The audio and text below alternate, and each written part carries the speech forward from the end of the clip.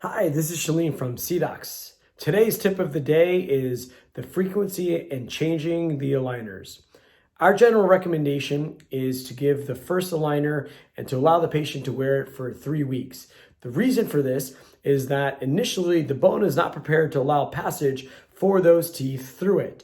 So what needs to happen is there needs to be a consistent pressure for at least those first several days, such that all of the osteoclasts, the osteoblasts, cytokines, the prostaglandins, the arachidonic acid, all of the inflammatory molecules and cells can go ahead and populate themselves at that critical threshold to allow that bone turnover to actually occur, to allow the teeth to pass.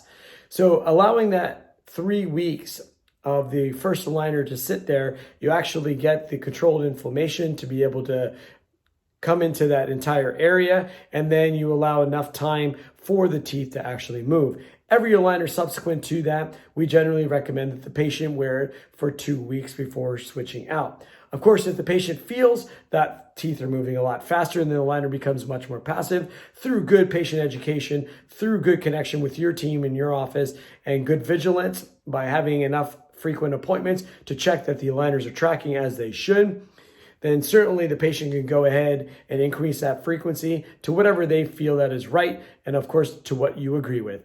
I hope that this is of help.